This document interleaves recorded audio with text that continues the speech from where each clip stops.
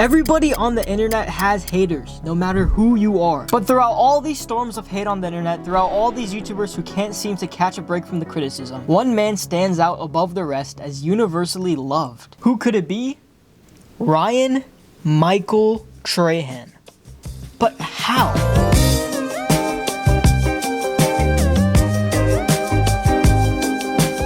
I mean, his video ideas don't seem that much different than other YouTubers. So what's the deal? Why does this guy have no haters? While most people probably think it's because of his authentic and attractive personality, there's plenty of authentic YouTubers out there, so I know it goes much deeper than that. And after taking a small glimpse into Ryan's world, I realized that what it really comes down to, the real reason that Ryan doesn't really have any haters is because of one word. Just one word.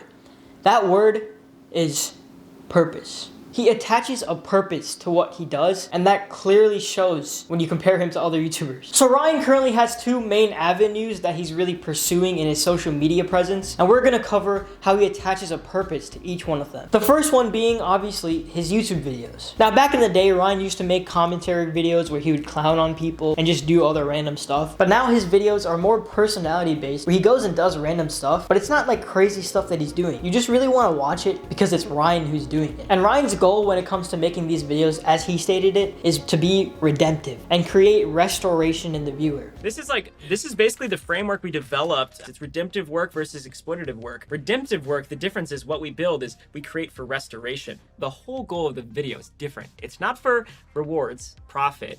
It's for restoration in the consumer. When I watch his videos, at the end of the video, it doesn't really feel like I watched like a YouTube video. It's almost like I was with Ryan and experiencing him doing the things that he was doing in real life. The things that he does in his videos and the experiences he has almost like gives you like hope and humanity for some reason. It's just super human, and I feel like it does have a good impact on the viewers. And he does help people in his videos too. And I feel like he sets a role model for the kids that watch his videos because, for example, if he's going to review a place that has like really bad reviews, then he'll go to the place and then review it and then prove to us that like, look, it's not even that bad. And then he gives it like a really good rating. And then he shows that these places are not bad, like they're pretty good. What I'm trying to say is he creates like an atmosphere of positivity, and he makes everybody realize, like I feel like he just makes us realize that humans are like better people than we think they are. Because when we're like at home looking at our phones, on our computers, watching YouTube, on social media, TikTok, Instagram all day, we start to think that the world is what we see on Instagram and TikTok. And that's not good, because the stuff that we see on these social medias aren't always good. Like we see so much just like robotic stuff, and we see a lot of negativity here, right? We see a lot of negative stuff, and we start to think that that's what the real world is. That's really what we think the real world is, when it really isn't. And Ryan, honestly, he's kind of showing us that that's not what the real world is. The real world, like real humans, are nice. They're good people, and they want good for the world. And they're not super bitter, because when you look online, you see bad reviews for a restaurant, but then you go to the restaurant in real life, and you realize it's not a bad atmosphere. It's a good atmosphere. So coming back to him saying that he wants to make redemptive content that creates restoration in the viewer, I think he wants to reflect like humanistic values in a positive atmosphere that really makes the viewer feel good about the world and good about the video they watched, because that video took place in the real world. And he wants to influence the viewer to almost be like him, because he's always kind, even when he's faced in situations that, you know, people might be rude or things might not seem well. He still like creates like positivity out of it, and he's like always looking on the bright side of things. So when it comes to his videos, he's creating a purpose for it. There's an objective behind making the videos, to be redemptive, to reflect this positive atmosphere. Whereas other YouTubers today, their goal isn't to, you know, they don't have a goal like that. Their goal is to, you know, make money. The goal is to get views. But Ryan's goal is separate from that. And there are a lot of YouTubers who are. There's a lot of authentic YouTubers out there that we can see. We can see that, right? But it's not as common as it used to be. For example, Moist Critical. Like nobody really like, everybody likes Moist Critical. And I feel like the main reason why is like, bro, he's so authentic. He's just like, so there's this thing going on the internet about AI Minecraft, and I really wanted to take a look at it. It really looks like a big lump of oopty-doopty. But it's just him being himself. And that's what people really like. And that's what we see in Ryan.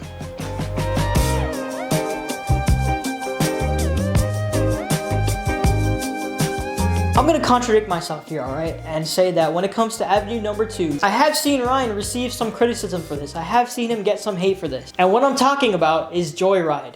the candy. Of course, Ryan released the candy because every YouTuber releases food products, right? So when it comes to Joyride, look, I love Ryan, and I think I'm really biased towards Ryan, honestly, but I'll be honest here. I'm not really for YouTubers selling candy to kids. I'm not for YouTubers making these junk food products and selling them to kids. I'll be honest, because they have big audiences that they can easily sell candy to. And I feel like Joyride might kind of fall into that too. But I do think that Joyride is different, and I'll explain why. So Joyride is Ryan's candy brand, if you don't know. And he makes these like sour strips and this like sour candy. And the way that he explains Joyride is it's a healthy alternative to the other candies like Nerds and Airheads and maybe Sour Patch Kids, right? But we've heard this story before. And when I first heard it, I'm like, Ryan, please don't tell me you're one of them, you know? Oh yeah, Lunchly, the Prime and Feastables put together, and then they call it healthier than Lunchables. Like, bro, just stop. So initially, you're just kind of feeling like, you know, Ryan might be doing the same thing. But when I looked into Joyride, it's actually not that bad. It's still candy, and it's still not good for you to eat. Like, it's not healthy for you. But if you compare it to things like Nerds and Airheads, it is way better. For example, when you look at like Airheads and Nerds, pretty much every candy in America, they use a ton of processed sugar. Like, they just dump in a bunch of sugar in there, right? But when you look at Ryan's product, it has cane sugar in it. It does have cane sugar, which isn't good for you, but it's much less sugar. And what he does to make it actually sweet is he uses stevia extract. And stevia is a sweetener derived from a plant, I believe. And it's not like artificial. It's not an artificial sweetener like Prime uses, but it's a natural sweetener. So he didn't put so much sugar in Joyride like other candies do. He still put sugar in there, but he also put stevia as another sweetener to make it actually more sweet. And then on top of that, you may have seen Ryan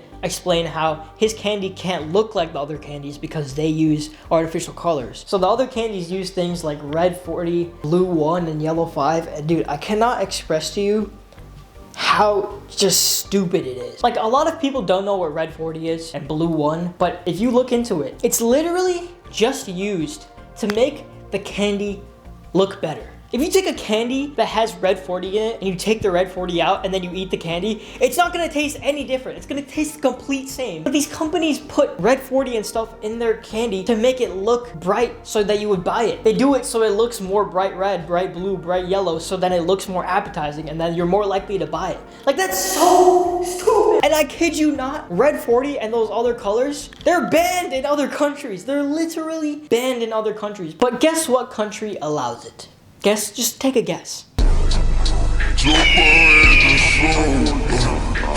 But when you look at Ryan's candy, he uses fruit juice and vegetable juice and I think turmeric to make it a certain color. And he's solving that problem in America specifically because in other countries, to color their candy and stuff, that's what they use. They didn't use red 40 because it's banned. So yes, it would be better for Joyride to be the #1 candy in Target over Nerds. But here's where I'll still say it's not the best thing in the world. He's already a big YouTuber with a huge audience. So by selling candy, he's essentially helping kids who watch his videos that don't buy candy, that don't really eat candy much, to eat his candy because they like Ryan Trahan. So he's essentially creating a new market of people that are eating candy. And yes, it's Joyride, so it's better than them eating other candies. But if they're not eating those other candies in the first place, then it's not good for them. You know, it's not good for them to start eating Joyride. So what I really think he should do when it comes to marketing Joyride is purely specifically market it just as a healthy alternative to the people who are eating Nerds. To the people who are eating those on like a normal basis or regular basis, specifically market Joyride towards them and warn them about like the red 40, blue 1, and yellow 5 stuff, you know. But for people who aren't eating candy,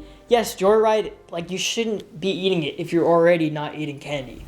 So yes, Ryan Trahan has received some fair criticism when it comes to Joyride. But overall, he doesn't really seem to have haters. He seems to be a universally beloved kid on YouTube that like just everyone loves. And at the end of the day, it's because he attaches a purpose to his work. The things that he does, the videos that he makes have a purpose to it. There's a reason that he's doing it. And it's not solely because of profit. It's not solely because of views.